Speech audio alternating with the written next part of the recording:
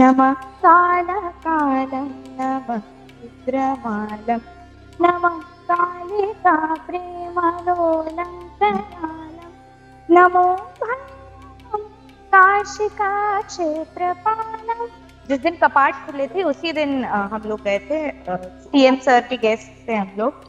और जब 6 महीने के लिए कपाट बंद होते हैं, ठीक जो 7वां महीना होता है, जब कपाट खुलता है तब श्रृंगार होता है। वो श्रृंगार कर रहे हैं, मेरी आंखों से आंसू आ रहा है। मैं सोच रही हूँ क्या किया था मैंने, जो यहाँ बैठाया है आपने, अपने दर्शन दे रहे हैं आप। तो कहीं ना कहीं लगता है कि कुछ ना कुछ है उनके साथ नाता। आपको लोग हर हर शंभू के नाम से ही ज्यादा जानते हैं। बेशक कुछ लोगों को आपका नाम नहीं पता होगा, लेकिन वो आपके हर हर शंभू भजन से जानते हैं। कभी आपने सोचा था कि एक ऐसा बदलाव आएगा जो मेरे को इतनी बड़ी पहचान दे देगा?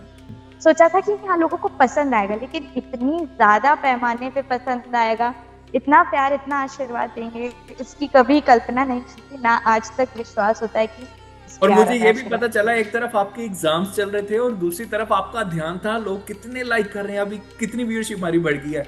ये भी सच है ना? एग्जैक्टली। आपने पूरी रिसर्च कर रखी है। बताते थे वो मिलियन मिलियन, तो ऐसा करके उनकी तरफ से फीडबैक आता था, उनकी तरफ से रिव्यूज आते थे। हम्म। और ग्रेजुअली पता चला कि हाँ लोगों तक पहुंच रहेगा। और तो कोई आइडिया नहीं था। रिंगटोन तो कहते शायद पीएम ने वो हाँ, लगवा ली थी। सुन हाँ सुनने मिला था कि उन्होंने रिंगटोन रखा है ऐसा कुछ।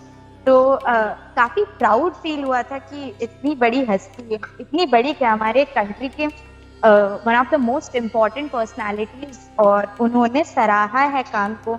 तो कहीं ना कुछ मैंने किया होगा या हमने किया होगा कि उन्हें पसंद आया है। और लेकिन इसके अलावा अगर अभिलिप्सा को कभी ऐसा मौका मिलता कि वो फिल्म इंडस्ट्री के कुछ गाने भी गाती, तो उसकी जो शोहरत है वो कई गुना और ज्यादा बढ़ जाती। ऐसा ख्याल नहीं आया मन में कभी? ऐसा था कि हाँ मैं एक एज के बाद दूसरे जॉनरास ट्राई करूंगी, पर अब ऐसा लग रहा है जो जॉनर में मैं हूँ, डिवोशनल जॉनर में मैं हूँ, उससे भी निभा पाने में मेरी पूरी जिंदगी निकल जाएगी। जो रेयर मंत्र होते हैं जिसके बारे में कम लोगों को आइडिया है या लोगों तक किसी कारणवश पहुंच नहीं पा रहा है, तो मैं कोशिश करूंगी जो छोटी सी जिंदगी भगवान ने दी है मुझे, उस पूरी लाइफ टाइम में मैं ऐसा कुछ करूं कि लोगों तक वो छिपे हुए मंत्र पहुंच पाए, ताकि वो छिपे हुए मंत्र छिपे ना रह जाए। और पंजाब का पसंदीदा गायक कौन है, सिंगर कौन है आपका? मुझे काफी लोग पसंद हैं, जैसे मान साहब हैं, वो बहुत पसंद है मुझे। ये हंसराज, हंस जी, वो बहुत पसंद है मुझे। तो हम्म। उनका एक गाना बड़ा पसंद है मुझे, वो जो सिल्ली सिल्ली आंधी है हवा, वो मुझे पिछे बहुत कहीं उड़ा पसंद है। हो।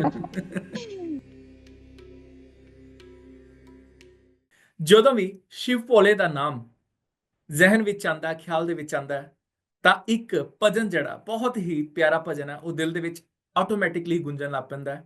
ਹਰ ਹਰ ਸ਼ੰਭੂ ਸ਼ੰਭੂ। ਜੀ ਹਾਂ, ਅੱਜ ਕੱਲ ਇਹ ਜਿਹੜਾ ਭਜਨ ਹੈ ਸੋਸ਼ਲ ਮੀਡੀਆ ਦੇ ਉੱਤੇ ਖੂਬ ਟ੍ਰੈਂਡਿੰਗ ਦੇ ਵਿੱਚ ਹੈ, ਖੂਬ ਲੋਕ ਇਸ ਨੂੰ ਪਸੰਦ ਕਰ ਰਹੇ ਨੇ। ਪਰ ਆਖਰਕਾਰ ਇਸ ਨੂੰ ਗਾਉਣ ਵਾਲੀ ਉਹ ਪਿਆਰੀ ਜੀ ਛੋਟੀ ਜੀ ਉਮਰੇ ਬਾਕਮਾਲ ਜਿਹੜਾ ਗਾਇਕੀ ਦੇ ਵਿੱਚ ਆਪਣਾ ਜਾਦੂ ਬਖੇਰਨ ਵਾਲੀ ਉਹ ਲੜਕੀ ਕੌਣ ਹੈ? ਅੱਜ ਮੌਕਾ ਹੈ ਉਹਨਾਂ ਨਾਲ ਗੱਲਬਾਤ ਕਰਨ ਦਾ ਤੇ ਤੁਹਾਡੇ ਨਾਲ ਵੀ ਉਹਨਾਂ ਨੂੰ ਰੂਬਰੂ ਕਰਵਾਉਣ ਦਾ।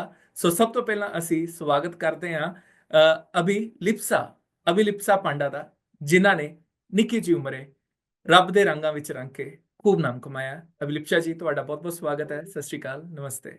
नमस्कार, सत श्री अकाल। बहुत बहुत धन्यवाद इनवाइट करने के लिए।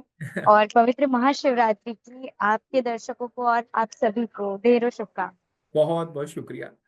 अभिलिप्सा जी, जो आपका नाम है बड़ा यूनिक नाम है। अगर मैं गलत ना हूं तो उसके अर्थ हैं शिव भोलेनाथ का तीसरा नेत्र, या फिर कह ले एक वो शक्ति जो हमेशा अपने विचारों को वाइड तरीके से एक्सपेंड करती पूरी दुनिया में। क्या मैं सही हूं? आपके नाम का मतलब यही है? जी बिल्कुल, अगर वैदिक मीनिंग देखा जाए तो जो आपने कहा एग्जैक्ट वही मीनिंग है। क्योंकि शिव जी के जो दो नेत्र हैं उन्हें अविनाश कहा जाता है, और जो तीसरी आंख है या तीसरी नेत्र है उसे अभिलिप्सा कहा जाता है।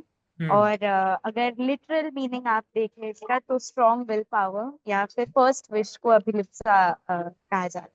That's great, that's great. So I am lucky today कि आज मेरे को चांस मिला सुपर पावर से बात करने का।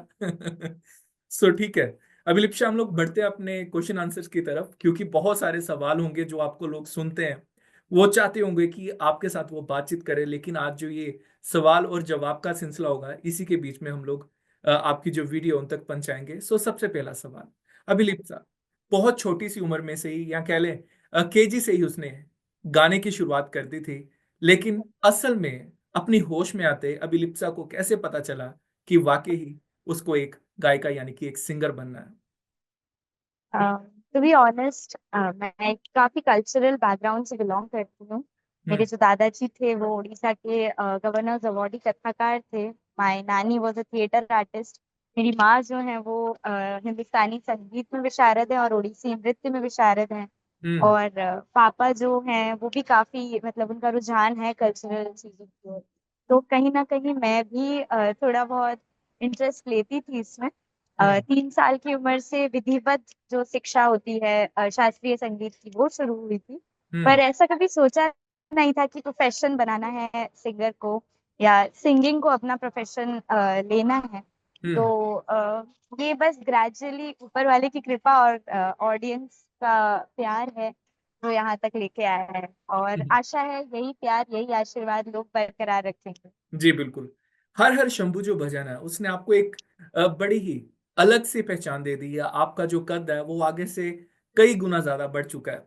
आपको लोग हर हर शंभू के नाम से ही ज्यादा जानते हैं। बेशक कुछ लोगों को आपका नाम नहीं पता होगा, लेकिन वो आपके हर हर शंभू भजन से जानते हैं। कभी आपने सोचा था कि एक ऐसा बदलाव आएगा जो मेरे को इतनी बड़ी पहचान दे देगा?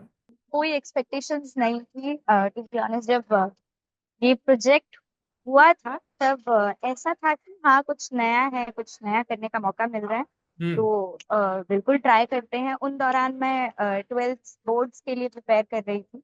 हम्म। और बहुत रैंडमली ये ऑफर आया था मेरे पास, और बहुत रैंडमली मैंने हाँ भी बोला था। हम्म। और इतना कुछ नहीं सोचा था कि हिट होगा या लोगों को अच्छा लगे। हाँ, बस इतना म्यूजिक का प्रेफरेंस हमने इस तरीके का रखा था जो लोग प्रेफर करते हैं, जिस टाइप का म्यूजिक आज का जनरेशन जो सुनता है, उस टाइप का म्यूजिक रखा था। और उसमें एक और फ्यूजन भी था कि उसमें ट्रेडिशनल इंस्ट्रूमेंट्स जैसे तबला और हारमोनियम वो भी यूज हुए हैं। तो उस टाइप का कुछ फ्यूजन म्यूजिक लोगों तक पहुंचाया था हमने। ये हम्म। सोचा था कि हाँ, लोगों को पसंद आएगा, लेकिन इतनी ज्यादा पैमाने पे पसंद आएगा, इतना प्यार, इतना आशीर्वाद देंगे, इसकी कभी कल्पना नहीं की थी। ना आज तक विश्वास होता है कि लोग इतना ज्यादा प्यार दे रहे हैं। तो उसके लिए तो सबसे पहले बहुत बहुत धन्यवाद कहना चाहूंगी कि जो प्यार आशीर्वाद उन्होंने दिया है और अब तक देते आ रहे हैं, मैं हमेशा ऋणी रहूंगी उस और प्यार मुझे और ये भी आशीर्वाद पता के चला लिए। एक तरफ आपके एग्जाम्स चल रहे थे और दूसरी तरफ आपका ध्यान था लोग कितने लाइक कर रहे हैं, अभी कितनी व्यूअरशिप हमारी बढ़ गई है। ये भी सच है ना? एग्जैक्टली। आपने पूरी रिसर्च कर रखी है। जी। हाँ जी, May 5 को गाना रिलीज हुआ हम्म। और May 6 से हमारे एग्जाम शुरू थे। तो पहले दिन काफी क्यूरियोसिटी थी कि क्या व्यूज जा रहे हैं, लोगों का रिस्पांस कैसा है। उसके बाद कुछ टाइम के लिए मैंने देखना बंद कर दिया था। फिर मेरे जो दोस्त हैं एग्जाम सेंटर के बाहर मिलते थे, तब बताते थे ओ मिलियन मिलियन। तो ऐसा करके उनकी तरफ से फीडबैक आता था, उनकी तरफ से रिव्यूज आते थे। हम्म। और ग्रेजुअली पता चला कि हाँ, लोगों तक पहुंच रहा है गाना। अच्छा, अगला सवाल बड़ा अहम है। देश के प्रधानमंत्री नरेंद्र मोदी ना सिर्फ भारत बल्कि विश्व के हर शहर में अंदर उनका एक बड़ा नाम है, बड़ी चर्चा रहती है उनकी। क्या नरेंद्र मोदी खुद आपकी उस भजन हर हर शंभू के दीवाने हुए थे? सच है? नहीं? अगर हाँ तो फिर कैसे? जी, मुझे डायरेक्टली तो मैसेज नहीं मिला था, बट काफी इनडायरेक्ट वे से मेरे पास मैसेजेस आए थे। और ये शायद कह सकते हैं आप, जो सूत्र कहते हैं जो बिलीव करे जा सके, वैसे सूत्रों के पास से मैसेजेस आए थे कि हाँ, उन्हें पसंद आ रहा है। तब तक कोई आइडिया नहीं था कि प्राइम मिनिस्टर भी ऐसा कुछ कल्चरली वो उसकी तरफ उनका बेंट होगा या ऐसा कुछ होगा। और तो कोई रिंगटोन आइडिया तक, नहीं था।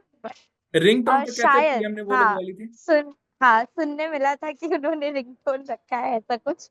तो काफी प्राउड फील हुआ था कि इतनी बड़ी हस्ती है, इतनी बड़ी क्या, हमारे कंट्री के one of the most important personalities, और उन्होंने सराहा है काम को। तो कहीं हम्म। ना कहीं कुछ ना कुछ मैंने किया होगा या हमने किया होगा कि उन्हें पसंद आया है। और जो हमने किया हो नहीं किया हो अलग बात है, लेकिन ऊपर वाले की कृपा जरूर रही होगी। तो सिर्फ प्रधानमंत्री जी ही नहीं, काफी और ऐसे डिग्निटरीज हैं जिन्होंने पर्सनली सराहा है कामों को। तो अगर मैं नाम पर्टिकुलरली लेने जाऊंगी तो अ, और लिस्ट थोड़ा बहुत अलग लंबी हो हो जाएगा जाएगी। टॉपिक, लेकिन काफी डिग्निटरीज ने ये किया है। और पर्सनली मुझसे बात की है तो काफी अच्छा लगा था। इसके बाद से इसे कह सकते हैं हर्ष शंभू मेरे जिंदगी का मेजर टर्निंग पॉइंट। कभी अभिलिप्सा ने ये नहीं सोचा कि भगवान ने उसको इतनी खूबसूरत आवाज दी है और भजन कीर्तन में वो इतना अच्छा परफॉर्म कर रही है, लेकिन इसके अलावा अगर अभिलिप्सा को कभी ऐसा मौका मिलता कि वो फिल्म इंडस्ट्री के कुछ गाने भी गाती, तो उसकी जो शोहरत है वो कई गुना और ज्यादा बढ़ जाती। ऐसा ख्याल नहीं आया मन में कभी? अ, मैंने एक टाइम मैं हमेशा सोचती हूँ कि एक आर्टिस्ट को वर्सेटाइल होना चाहिए, पानी की तरह होना चाहिए, जिस कंटेनर में रखते हैं उसका शेप ले ले। पर अब मैं ऐसा सोच रही हूँ, पहले कुछ टाइम तक ऐसा था कि हाँ मैं एक एज के बाद दूसरे जॉनरास ट्राई करूंगी। पर अब ऐसा लग रहा है जो जॉनर में मैं हूँ, डिवोशनल जॉनर में मैं हूँ, उससे ही निभा पाने में मेरी पूरी जिंदगी निकल जाएगी। वाह। और मैं कोशिश करूंगी जो ज्यादा से ज्यादा मंत्र हैं वो लोगों तक पहुंचा पाऊं। जो हम्म। रेयर मंत्र होते हैं जिसके बारे में कम लोगों को आइडिया है या लोगों तक किसी कारणवश पहुंच नहीं पा रहा है, तो मैं कोशिश करूंगी जो छोटी सी जिंदगी भगवान ने दी है मुझे, उस पूरी लाइफ टाइम में मैं ऐसा कुछ करूं कि लोगों तक वो छिपे हुए मंत्र पहुंच पाए, ताकि वो छिपे हुए मंत्र छिपे ना रह जाएं, बिल्कुल लोगों ठीक के आपने कहा। अवेयरनेस में वो आए और लोग जाने, इसका इस्तेमाल करें और गुड रिजल्ट्स पाएं अपनी लाइफ में। तो अगर थोड़ा बहुत मैं ह्यूमैनिटी के लिए कंट्रीब्यूट कर पा रही हूँ, थोड़ा बहुत हम्म। अपने जो रिलीजन के लिए मैं थोड़ा बहुत अगर रिटर्न कुछ दे पा रही हूँ, तो मेरे लिए बहुत बड़ी बात होगी। That's good. और कमर्शियल गाने सब गाते हैं, सब गा रहे हैं, तो मैं कोशिश करूंगी या मैं चाहूंगी मैं डिवोशनल में ही रहूं। ऐसा नहीं कि ऑफर नहीं आए, अच्छा। ऑफर्स आए हैं और मैंने कई बार ही ठुकराया है। काफी मेजर ऑफर्स आए हैं। और रिसेंटली एक south Indian movie mister celebrity करके एक मूवी था, उसमें मैंने आवाज दी थी। पर हम्म। उसमें ट्रैक का नाम था गजानना। तो अच्छा। अगर मैं कमर्शियल भी करती हूँ तो डिवोशनल से ही स्टिक फोकस करना रहेगा। चाहूंगी। तो अभिलिप्सा, मेरा यहाँ से एक आपसे सवाल है। बहुत सारे लोग, हम लोग अगर पंजाबी में कहें तो कई बार ना कच्ची बानी जिसको हम कहते हैं कि जो गुरुओं द्वारा नहीं लिखी गई लेकिन वो है डिवोशनली है, वो गाई जाती है। लोग एग्जैक्टली। जैसे उसी में ज्यादा मस्ती में नाचते हैं, गाते हैं, सिमरन करते हैं अपना। लेकिन जो असल मंत्रास होते हैं, लोग वाकई उन तक नहीं पहुंच पाते। उनको नहीं पता कि हमारे ग्रंथ, हमारे जो पुस्तकें हैं धार्मिक, वो क्या कहती हैं, असल उनके वर्ड्स क्या कहते हैं। तो आपको ये इतने डिफिकल्ट मंत्रास जो होते हैं, जो संस्कृत लैंग्वेज में होते हैं, आप कैसे उसको याद रखती हैं? क्योंकि एक ब्राह्मण फैमिली से बिलोंग करती हूँ, तो बचपन से ही मंत्र उच्चारण पूजा पाठ के बीच में पली बड़ी। हम्म। और ऐसा नहीं कि मैं एक बार में ही उसमें महारत महारत तो खैर नहीं कर पाऊंगी कभी हासिल। अगर जो पर्टिकुलैरिटी होती है प्रोनाउंसिएशन में, एक बार में नहीं होता, 2 बार पढ़ना पड़ता है उसको। एक बार गो थ्रू करने के बाद वो क्लियर हो जाता है कहीं ना कहीं। हम्म। तो फिर भी वो बहुत बढ़ जाती है। बैकग्राउंड का थोड़ा बहुत इम्पैक्ट पड़ा है इसमें। अच्छा, अगला सवाल मेरा आपसे है। आपके गाने की वजह से आपकी पहचान बनी, यानी कि जो भजन आपने गाए, जो अभी तक आप कॉन्टिन्यूटी में रख रही हैं उसको, कभी ऐसा भी हुआ है क्योंकि आपका नाम बड़ा यूनिक है, आप कभी आ रही जा रही हैं कहीं मॉल पे, कहीं फ्रेंड सर्कल में, या कहीं अननोन प्लेस में, तो लोग आपको हर हर शंभू ऐसे करके बुलाते हो, कभी ऐसा हुआ? ये कभी नहीं, ये हमेशा ही होता है। अच्छा। मतलब अगर 100% एजम्पशन लिया जाए हम्म। तो 98% लोगों को मेरा नाम नहीं पता है। और उसमें से जो 2% लोगों को पता भी है, वो कोई कोई अभिलिप्सा नहीं बोलते हैं। हम्म। वो अभिलाषा, अभिलिप्सा। मैं रीजन वाइज मेरा नाम चेंज होते रहता है। और काफी नए नए नाम सुनने में मिलते हैं, कमेंट सेक्शन में हो या कुछ भी हो। मैं हाँ। कभी कभी सोचती हूँ नाम इतना डिफिकल्ट तो है भी नहीं जितना वो सोच रहे हैं। तो हाँ, काफी बार नए नाम सुनने मिलते हैं। और हाँ। जब अपना ओरिजिनल नाम सुनने मिल जाता तो काफी खुशी होती है कि हाश आफ्टर ऑल नाम सही सुनने मिला। जैसे आपने बहुत प्रॉपर प्रोनाउंस किया उस नाम को, तो बहुत अच्छा लगा मेरे को। मैं पर्सनली नहीं बोल रही हूँ, don't take it otherwise, but ये अंदर से खुशी होती है जब नाम आपका कोई सही बोलता है तो। हम्म। और आपने जो क्वेश्चन पूछा वो हमेशा होता है, हमेशा। अभिलिप्सा, जैसे आप रब के बहुत नजदीक हैं, इसमें कोई शक नहीं है, इसमें कोई दो राय नहीं है, क्योंकि इतनी सरलता से कोई भी इतने डिफिकल्ट मंत्रस को नहीं गा सकता, ये एक बात क्लियर है। कभी ऐसा महसूस हुआ कि वाकई शिव शंकर या जिस देवी देवता की आप आराधना कर रहे हैं वो बिल्कुल आपके पास में है? कोई आपको स्वप्न में आके कोई संदेश दे रहा है, कोई आपको ऐसे फीलिंग्स आ रही हैं, वाइब्स आ रही हैं कि रब, वो शिव शंकर बिल्कुल मेरे पास में है? फीलिंग्स काफी बार आए हैं। लेकिन जो मेजर चीज मैं बताना चाहूंगी वो है, मैं कभी भी ज्योतिर्लिंग विजिट करती हूँ, स्पेशली काशी विश्वनाथ और उज्जैन जब भी विजिट करती हूँ, हम्म। तब ऐसा होता है, कुछ सिम्टम्स होते हैं जो मतलब लोगों के तौर पे वो अच्छा होता है।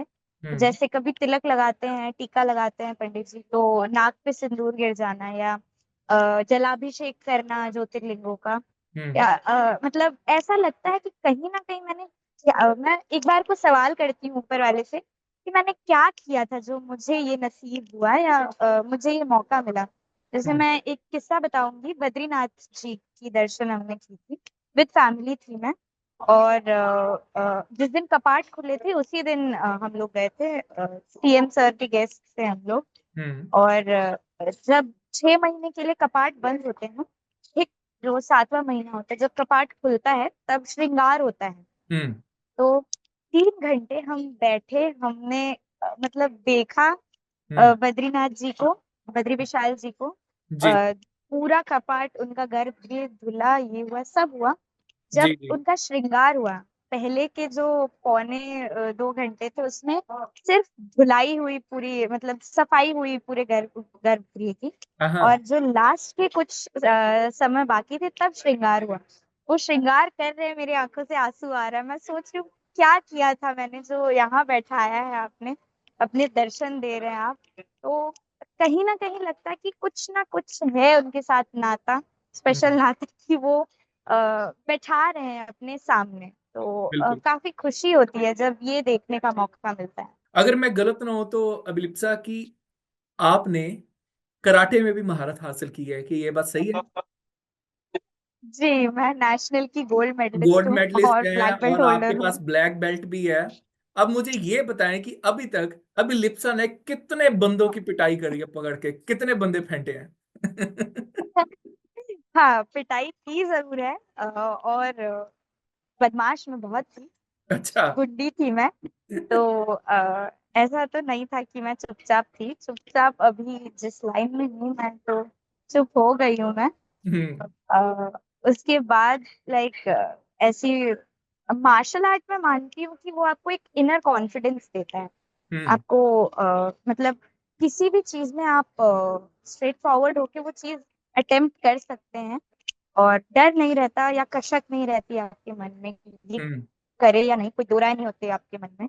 हम्म। और जब आप पहली बार में कोई चीज अटेम्प्ट करते हैं तो आप अपना उसमें 100% देने की कोशिश करते हैं, तो वो 100% देने में भी वो आपको हेल्प करता है। और मारपीट का तो खैर अलग ये हो जाता है, मारपीट एक अलग ही डायरेक्शन में चली जाती है। और टूर्नामेंट्स होते हैं तो ऑफकोर्स सी बात है, ओपोनेंट के साथ लड़ना ही पड़ता है। तो ऐसी बात नहीं कि पीटा मारा है, लेकिन हाँ, मार्शल आर्ट ने मेरी लाइफ में कुछ किया है तो बहुत कॉन्फिडेंस दिया है। और मैं कहूंगी कि आज के डेट में हर किसी को मार्शल आर्ट सीखना ही चाहिए, चाहे वो कराटे हो, जूडो हो, या कोई और मार्शल आर्ट हो, सीखना हम्म। ही चाहिए। अभिलिप्सा, अगला सवाल मेरा आपसे। कहते हैं कि जिंदगी में कुछ चीजें ऐसी होती हैं जो बंदे ने सोची नहीं होती, जो आपके साथ भी हुआ। आपका एक भजन जो वायरल होता है जिसने आपको बहुत बड़ी पहचान दे दी, अगर वाकई जिंदगी में ये वायरल नाम की चीज ना होती तो बंदा कहाँ होता? देखिए, एक टाइम ऐसा भी था जब मैं नाम लेना चाहूंगी, माइकल जैक्सन जी, उनका मतलब वो, उनकी फील्ड में वो गॉड थे। तो हम्म। बिना किसी इंटरनेट के, बिना किसी सोशल मीडिया के उनकी इतनी हेवी फैन फॉलोइंग थी, तो जाहिर सी बात है कोई सुपर नेचुरल पावर, जो डिवाइन पावर उनके साथ होगा, तभी उनको उतनी पॉपुलैरिटी मिली थी। हम्म। और आज के डेट में लोग जो स्टेज फियर कहते हैं, सोशल मीडिया उनके लाइफ में बहुत बड़ा रोल प्ले करती है, क्योंकि उन्हें घर बैठे ही बहुत बड़ी ऑडियंस मिलती है। तो हम्म। वो अपना टैलेंट उनके सामने पोर्ट्रे कर सकते हैं, अपने आप को उनके सामने दर्शा सकते हैं, और हम्म। देख सकते हैं कि लोग रिव्यू कैसा दे रहे हैं, लोग कैसे एक्सेप्ट कर रहे हैं उनको। तो हम्म। आज की डेट में बहुत ठीक है। इजीली आप अपना टैलेंट शोकेस कर सकते हैं। आपने हम्म। कहीं ना कहीं सुना होगा, हमारे पेरेंट्स कहते कि हमारे टाइम पे ये स्कोप नहीं था, या हमें ये हम्म। स्कोप नहीं मिला। हो हम्म। सकता है कि अगर उनके टाइम पे सोशल मीडिया होता तो शायद आज वो भी बहुत, उनके अंदर बहुत टैलेंट है, हम्म। आज वो भी बिल्कुल। किसी और लेवल पे होते हैं। तो सोशल मीडिया हमारी लाइफ में बहुत ज्यादा इंपॉर्टेंट रोल प्ले करता है, स्पेशली आज के जनरेशन में। और जी। अगर वायरलिटी, जो वायरल चीज है, अगर वो नहीं होती तो शायद मैं इतने बड़े ऑडियंस के पास कभी पहुंच ही नहीं पाती, ना ही कभी उनका प्यार या आशीर्वाद मिल पाता जी। मुझे। समा बड़ा सीमित है, तो मैं चाहता हूँ जल्दी जल्दी हम लोग सवाल अपने कंप्लीट करें। अगला बिल्कुल। सवाल मेरा, पंजाब की क्या खास चीज है जो अभी लिप्सा को बहुत पसंद आती है? पंजाब में एक अलग मिठास है, लोग बहुत अच्छे हैं वहाँ पे, और वहाँ पे एसेंस है, एक कल्चरल एसेंस है, जो हमें टाइम टू टाइम याद दिलाता है कि हम अपने रूट से जुड़े हुए हैं। हम्म। तो पंजाब के लोग बहुत पसंद है मुझे। और खाने की अगर बात करें तो खाने में भी कुछ स्पेसिफिकली आपको पसंद है? मैं मतलब फूडी हूँ बाय नेचर, बहुत फूडी हूँ, और खाना जैसे खाना पसंद करती हूँ वैसे खिलाना भी पसंद करती हूँ बना के। तो सबसे पहले आके मैंने काफी सुना था छोले कुलचे के बारे में। हाँ, हमारे तो मित्र। पंजाब में, हाँ जी, तो अब 3 साढ़े 3 साल हो गए मैं पंजाब में ही बेस्ड हूँ। That's good. तो काफी ज्यादा फूड वाइज काफी चीजें ट्राई करी हैं, छोले हम्म। कुलचे काफी पसंद है। ठीक है। और पंजाब का पसंदीदा गायक कौन है, सिंगर कौन है आपका? मुझे काफी लोग पसंद हैं, जैसे मान साहब हैं, वो बहुत पसंद है मुझे। ये हंसराज, हंस जी, वो बहुत पसंद है मुझे। तो हम्म। उनका एक गाना बड़ा पसंद है मुझे, वो जो जो सिल्ली सिल्ली आंधी है हवा, वो मुझे फिर बहुत कोई होगा पसंद है। होगा। ठीक है। अभी तो आज ही के दिन आपका एक भजन है जो नया भजन है, जो बहुत कठिन लगता है मंत्रों उच्चारण को लेके, आपने उसको बहुत सरल तरीके से गाया। मैं चाहता हूँ हमारे देखने वाले दर्शकों के लिए आप चंद लाइनें उसकी जरूर गाएं। जी बिल्कुल, उसे कहते हैं महाकाल भैरवाष्टकम, लोग काल भैरवाष्टकम जरूर गाते हैं। महाकाल भैरवाष्टकम काफी रेयर मंत्र है और बीज मंत्र है, तो मैंने कोशिश की अपने वे में उसे प्रेजेंट करने की। तो मैं लास्ट पार्ट जरूर गाना चाहूंगी। फिलहाल अभी ट्रैवल कर रही हूँ तो काफी क्राउड से हाँ जी घिरी जी, हुई हूँ बिल्कुल मैं। बिल्कुल। मैं लास्ट पार्ट जरूर गाना चाहूंगी। नमो भूतनाथं, नमो प्रेतनाथं, नमः कालकालं, नमः रुद्रमालं, नमः कालिका प्रेमलोलं करालं, नमो भैरवं काशिका क्षेत्रपालम्। क्या बात है, क्या बात है। सो हम भी अपने देखने वालों को कहेंगे कि जरूर जरूर आपका ये जो नया भजन है उसको सुने, जिसको सुनते ही आप रिलैक्स हो जाते हैं, आपको ऐसे लगता है कि आप एक अलग दुनिया में हैं। सो आपका बहुत शुक्रिया। I know you are on airport today. सो आपकी फ्लाइट ना डिले हो, आपका सफर अच्छे से हो, ढेर सारी शुभकामनाएं आपके लिए। और आपने हमें भी, बहुत हमारे बहुत देखने वालों को भी शिवरात्रि की जो शुभकामनाएं दी हैं, उसी तय दिल से हम लोग भी आपको तय दिल से ही शुभकामनाएं देते हैं। शिव भोलेनाथ सभी के ऊपर अपार बख्शिश बनाए रखें। इन्हीं शब्दों के साथ समय बहुत बहुत आपके पास धन्यवाद। देने का बहुत बहुत शुक्रिया अभी, जी बहुत बहुत शुक्रिया।